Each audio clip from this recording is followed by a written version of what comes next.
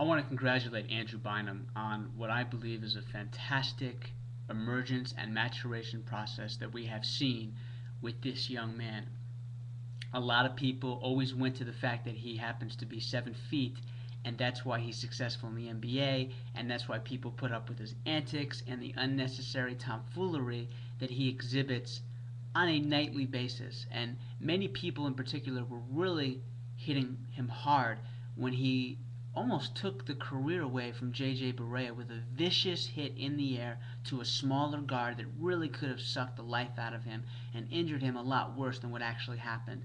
But to watch this 24-year-old finally develop into the best center in the NBA is exactly why I think the Lakers are going to move forward and win the NBA championship.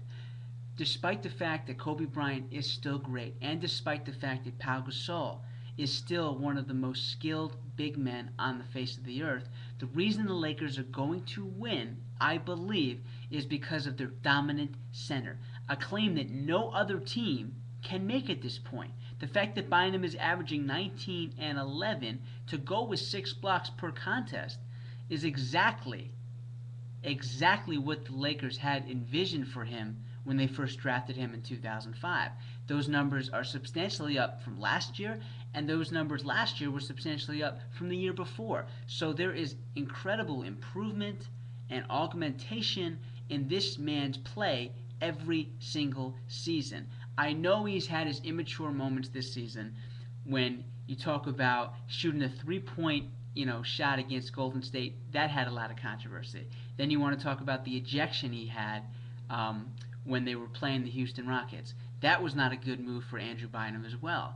So he's had a history, even this season, of doing boneheaded plays.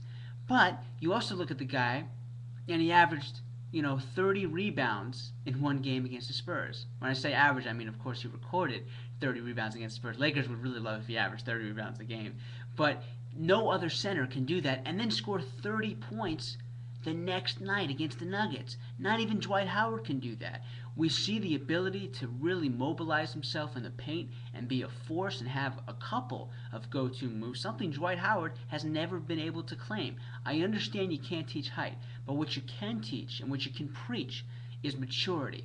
What you can preach is a player who is immature and doesn't have maybe the fine skills you need in a superstar-like player, but you got to preach patience, and you got to give him an opportunity to succeed. And that is exactly what the Lakers did. They had an opportunity to move him in 2007 for an aging point guard in Jason Kidd. They didn't. They made the right decision. They made the wise decision. They did two things really well. They saw the big picture. They saw what Andrew Bynum could be, and that's been very evident and apparent this season with how he has played. And you look at what he's done in the playoffs, he is virtually unguardable. Shoots over 50% every single game, grabs over 10 boards a game, and blocks every player on the other team. I mean, the 10 blocks he had was a Lakers playoff record. That is a very storied franchise. He did that against a Nugget team, which is pretty quick, might I add. So I'm happy to see that Bynum reached his tipping point, as Malcolm Gladwell will say, and he really learned and progressed as a man. And it's translating onto the basketball court. And I'm happy to see a guy get it at 24 as opposed to 34. And again, guys like Kevin Durant, Derrick Rose, Kevin Love, they understand what it means to be a franchise player early. They got it very quickly into their NBA careers. Doesn't happen for everybody. It just doesn't. Especially when you come from high school. Andrew Bynum never had the benefit of playing in college. But he has had the benefit of playing in the NBA. And as an NBA fan, it's great to see this young man come into his own. And finally, I think we can say unequivocally that Andrew Bynum is the best center in the NBA. And because of that, I believe the Lakers have a very large chance of winning their third NBA title in the last 4 years.